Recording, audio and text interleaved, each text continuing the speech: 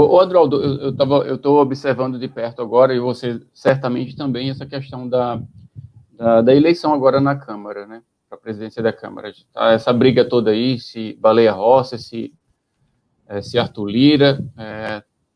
A tua visão hoje para o que o Brasil está vivenciando faz grande diferença, um ou outro? A gente sabe que o Arthur Lira tem o apoio aí do presidente da República, né? Consequentemente, para tudo que é da vontade dele, direto ou indiretamente. Como é que com a experiência que tu tens, tu consegue dar alguma opinião sobre isso mais específica para o nosso público, para as nossas pautas, para aquilo que a gente está tentando lutar? Bom, vamos lá. Primeiro, eu tenho que ser sincero contigo, não morro de amores por nenhum dos dois. Uhum. Eu também sou da mesma opinião, tenho a mesma sensação também.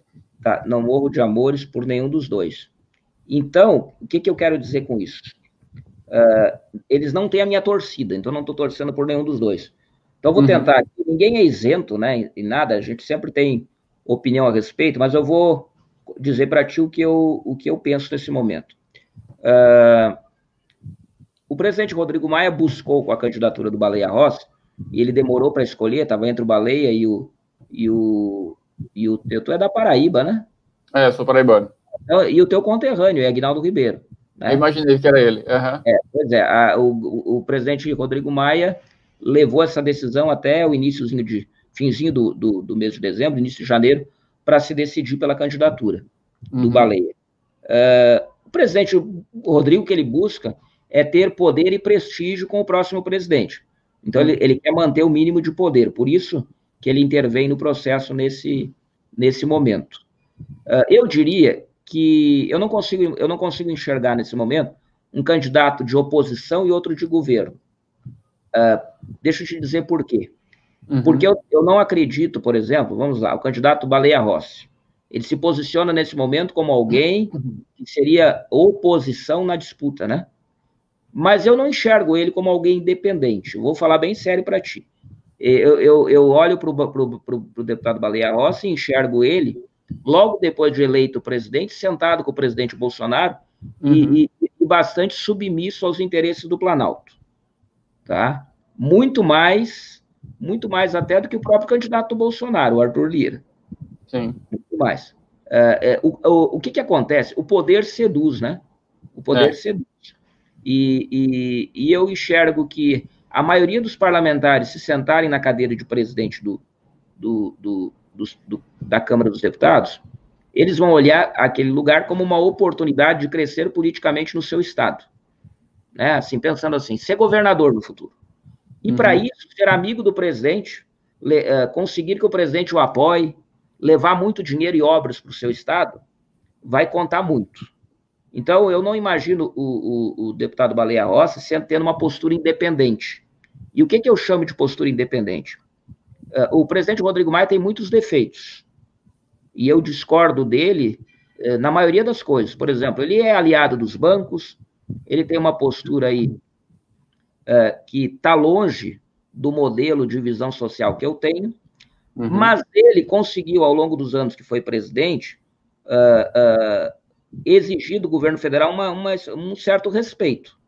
Ou seja, como lá, lembra lá da pirâmide de Montesquieu, né? De que é fundamental haver independência entre os poderes, né? Que um poder controla o outro.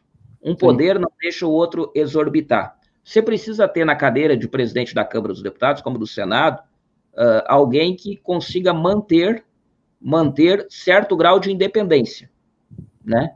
E apesar de todo o buchicho, do disse que me disse, das guerrinhas do dia a dia, eu acho que o Rodrigo Maia muito mais ajudou o governo Bolsonaro do que atrapalhou. Isso é bem... Sem ele, por exemplo, não tinha voltado a reforma da Previdência que o governo disse que queria, né?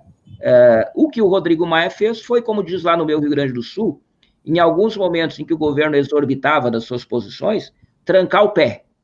Dizer, opa, aqui não, né?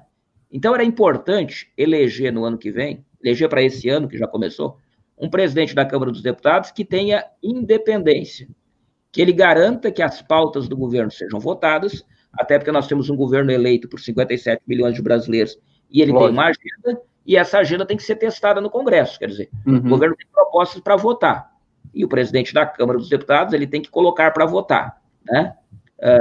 Mas ele não pode sentar no colo do governo. No colo do governo. Eu não enxergo nesse momento, para mim com muita clareza, que a gente vai conseguir eleger um presidente da Câmara dos Deputados que tenha essa envergadura, né? Esse grau de independência. Então é muito preocupante. Se não for eleito um presidente que tenha o tamanho do cargo, se o cargo for maior do que ele, vai ser ruim para a sociedade, porque a chance de votar pautas importantes, e muitas delas o governo não quer nem ouvir falar, a gente não vai ter chance. Então vamos lá. Vou falar aqui de uma pauta que ocupa os pensamentos dos aposentados brasileiros há meses, que é o 14º salário. A chance de votar uma matéria dessa, se você não tiver um presidente da Câmara independente, é nula, é zero. Verdade. Você precisa de um presidente da Câmara que peite o governo e diga, governo, você é contra essa matéria, então trate de ter votos para derrotá-la, mas eu vou colocar para votar. Eu vou colocar para votar. E os deputados vão ter que ir lá dizer sim ou dizer não, e serem julgados pela sociedade. Agora, você tem um presidente da Câmara que é um aliadinho do governo, que faz a vontade dele, que faz o jogo do governo, facilita muito a coisa, né? Porque aí o governo dá o tapa e esconde a mão. Né? Fica no joguinho do faz de contas, né? Faz de conta que eu sou inimigo. Vamos pegar um exemplo. Você estava em Brasília agora no final do ano, quando o presidente Bolsonaro disse numa live de quinta-feira, vocês ainda estavam lá. Sim. Acho que na penúltima quinta-feira do ano. Foi a penúltima, porque a última era do dia 31. O presidente disse o quê? Que não foi votada a medida provisória 1000 do auxílio emergencial, e que também lá tinha emenda para dar 13º para o Bolsa Família, né? Ele disse que não foi votado porque o Rodrigo Maia não deixou. O presidente Bolsonaro não tinha sido avisado que, de tarde, o Paulo Guedes tinha dado uma entrevista dizendo que quem não deixou votar foi o governo. E vocês estavam lá, e eu estava lá, nós somos testemunhas que quem não deixou votar foram os líderes do governo. Né? O Rodrigo Maia tentou durante toda a tarde votar, e eu não estou dizendo que ele fez isso porque ama os brasileiros ou porque estava preocupado com a população. Ele estava naquele momento fazendo um enfrentamento com o governo e queria votar. O governo conseguiu uma base, uma maioria para obstruir a matéria. Quando você tem um presidente da Câmara que não faz enfrentamentos, você permite que o governo dê o tapa e esconde a mão. Ele diz que quer, mas não quer. Ele diz que não quer, mas quer. Fica muito fácil. É por isso que os poderes precisam ser independentes. Né? Um poder não pode estar na mão do outro. Né? O governo não pode mandar no Congresso. Porque se ele mandar no Congresso, ele se torna um tirano. E ele não assume nem a responsabilidade pelos seus atos. Ele bota a culpa nos outros.